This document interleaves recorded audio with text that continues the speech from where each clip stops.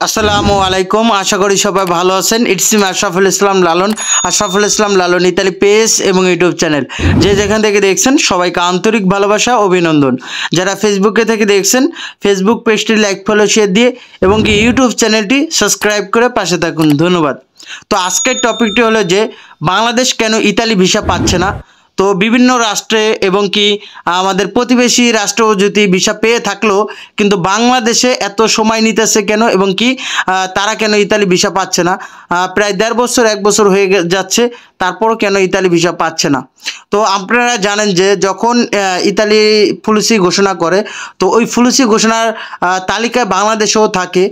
প্রতিবারের মতো তারা পলিসি ঘোষণা থাকে।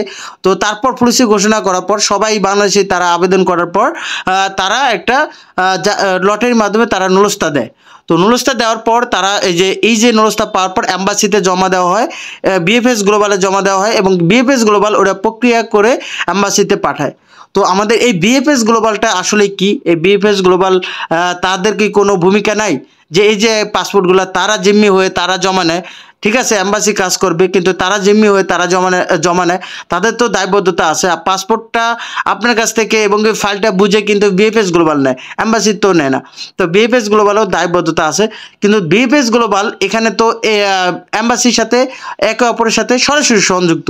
তো এখন আমাদের কথা হলো কি যে এখানে কি বিএফএস গ্লোবালে কি এখানে কোনো ঝামেলা আছে বা কোনো ঘাপলা আছে, এটাকে আমাদেরকে বুঝতে হবে। তো এই বিষয় নিয়ে কিন্তু আজকে ভিডিওটা।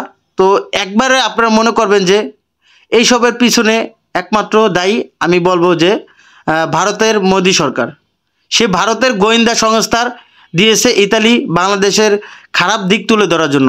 মানে বাংলাদেশ যে খারাপ দিক মানে যা আছে এগুলা ইতালি যে গোয়েন্দা সরকারের যারা আছে যে বাংলাদেশে পাঠাইছে, তো তারা আবার ইতালি সরকারের কাছে এগুলা তুলে ধরে। বাংলাদেশে খারাপ দিক যেগুলা যা আছে যে বিভিন্ন, এখন কথা হল কি তারা প্রতিবেশী হিসাবে তারা কেন তুলে ধরবে? এটা তো কোনো একটা যুক্তির মধ্যে পড়ে না। এবং কি সন্ত্রাসী আখ্যা দিয়েছে মানে অনেকেই, আমি এটা শুনছি, এবং কি তারা বিভিন্নভাবে অপপ্রচার করে বাংলাদেশ নামে, যাতে বাংলাদেশ বিভিন্ন জায়গায় বিভিন্ন অবস্থান আছে, মানে ইতালিতে ভালো ভালো অবস্থানে আছে।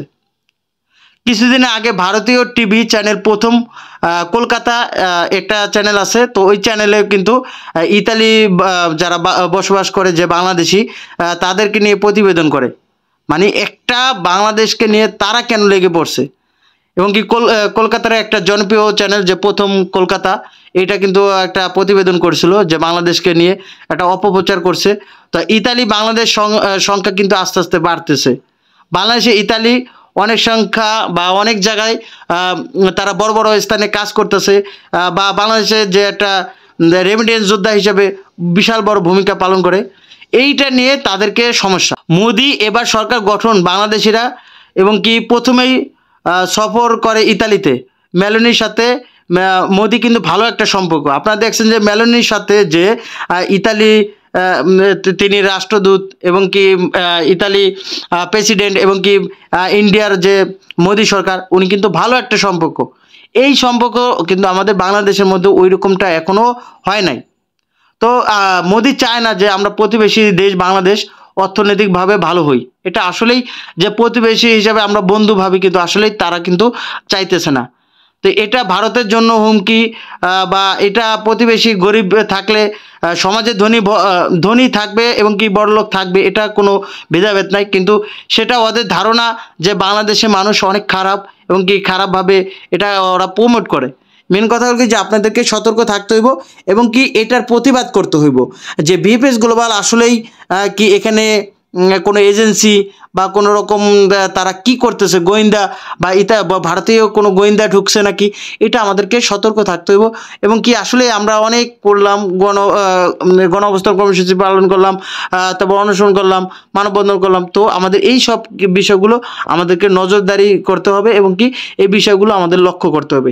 তো এইগুলা আসলে ইন্ডিয়ার যে কার্যকলাপ বা ইন্ডিয়া এত দ্রুত ভিসা পেয়ে যায়, তার প্রতিবেশী রাষ্ট্র আমরা যে পাইতেছি না, এর মূল কারণেই এর পিছনে কোনো একটা কিছু আছে। যেহেতু বাংলাদেশের অবস্থান এখন মোটামুটি আলহামদুলিল্লাহ ভালোই, কারণ কি তারা ইতালিতে অনেক সুনাম অর্জন করছে, তবে খারাপ পক্ষও আছে। তো বলবো না যে আসলে দুষ্কৃতী লোক অবশ্যই সব জায়গায় ভালো মন্দ থাকে, তবে বাংলাদেশে মানুষ ইতালিতে অনেক ভালো একটা অবস্থানে নিয়ে গেছে।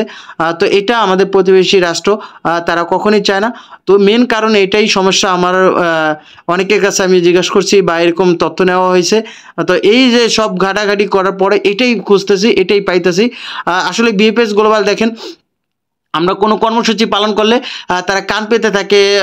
আমরা হচ্ছে হোয়াটসঅ্যাপ গ্রুপে বা বিভিন্ন তথ্য বা আমরা চ্যানেলেও প্রকাশ করি যে কবে অনশন হবে বা হবে, তার আগেই তারা বন্ধ করে দেয়।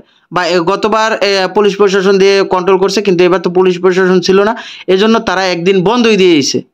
তো বোঝেন যে আসলে তাদের মধ্যে একটা ঘাপলা আছে। বিবিএস গ্লোবালের মধ্যেও অবশ্যই ঘাপলা আছে। তো এটা সতর্কের সাথে আমাদের একটা মোকাবেলা করতে হবে, কারণ কেই ভুক্তভোগী বেশি কিছু চায় না।